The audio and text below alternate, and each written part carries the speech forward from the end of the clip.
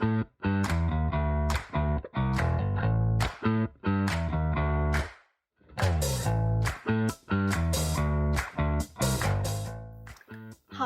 my name is Patty Lyons, and I'm a knitting teacher, author, and knitwear designer who has a wicked cold and can't be with you tonight. But I wanted to talk to you a little bit about H&H, and I'm going to answer the 4 questions that Abby sent me. So why did I decide to attend H&H?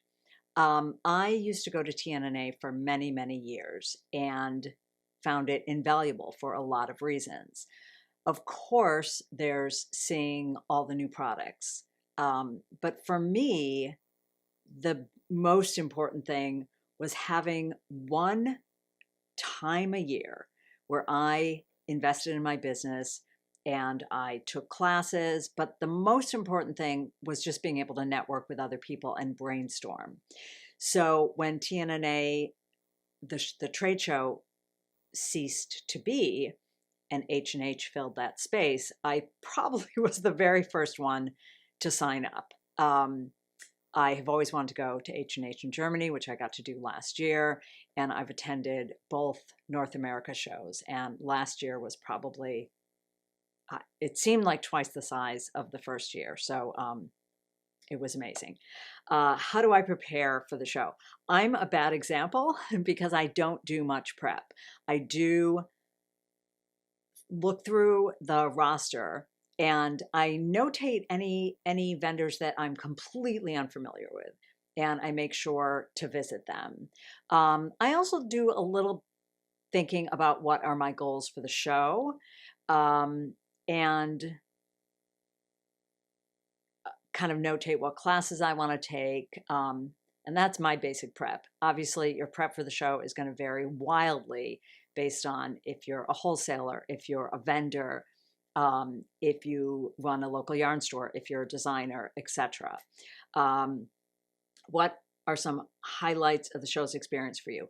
So the thing that's intangible about going to a trade show are the moments that you didn't prepare for and you didn't plan for, but they just happen.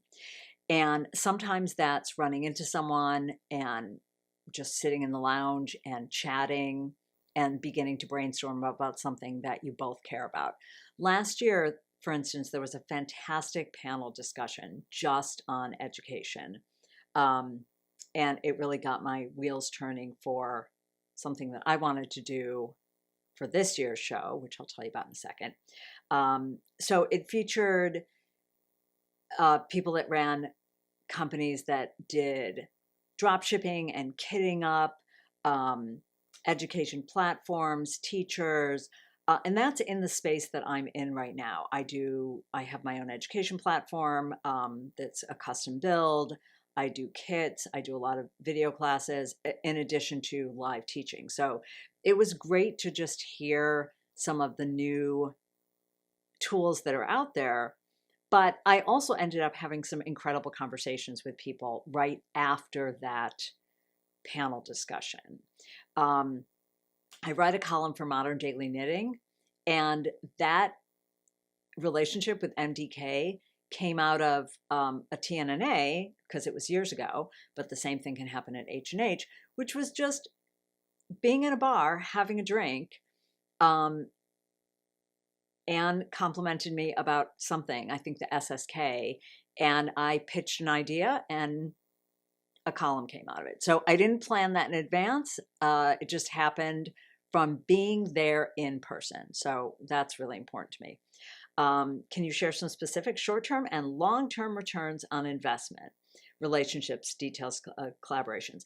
So one of the things about the return on investment is it's very difficult to quantify. And to me, what's important about quantifying ROI of a show like this is if you're a wholesaler, I know it's tempting to think of ROI as orders written on the floor. If you're a designer, I know it can be tempting to quantify ROI by how many design contracts you picked up from yarn companies. I would say none of those are true. So to me, what's important is thinking about a show like this as lead generation. And the ROI has to be tracked for about a year, because H&H is about planting seeds and watering them throughout the year. So I will say, going back to the idea of short-term and long-term goals, I don't always have them coming into the show, but what I do is I have a notepad with me at all times. And as ideas are coming in, I have one section in the notepad that is literally brain dump. It is idea dump. Then I have tabs, and this is just the way I do it, with immediate, 3-month, 6-month, 1 year or longer. And as ideas come to me, I sort them.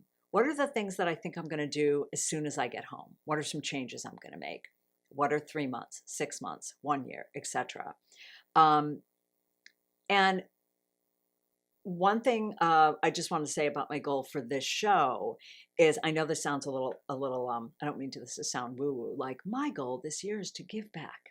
But I talked to Darren about I wanted to do a meetup for local yarn store owners and teachers and designers, because the very first year I went to I went to TNNA all those years ago, I was a manager of a yarn store, and the late amazing Pearl Chin saw me standing at the entrance of the show floor looking like I was going to cry, and she said, "Would you like to walk the floor with me?"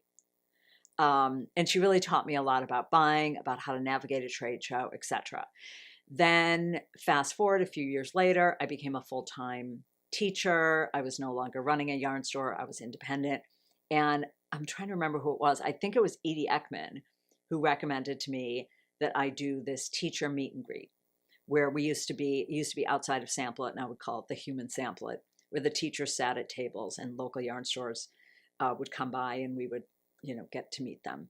And that was so important. It was so important to me to be able to have teachers that had been in the business for a while, designers that had been in the business for a while, help me get started.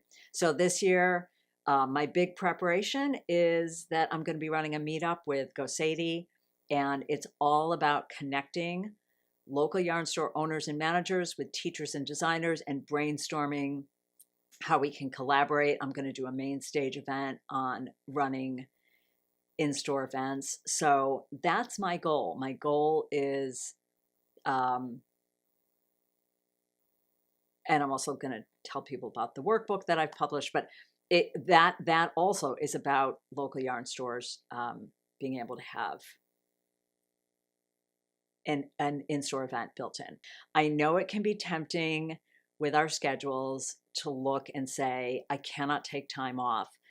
I know it's financially difficult to say, I don't know if I can afford the plane ticket, the hotel, but I will say, please think about this as what it is, which is an investment in your business. And it's a great investment, and I hope to see you at H&H.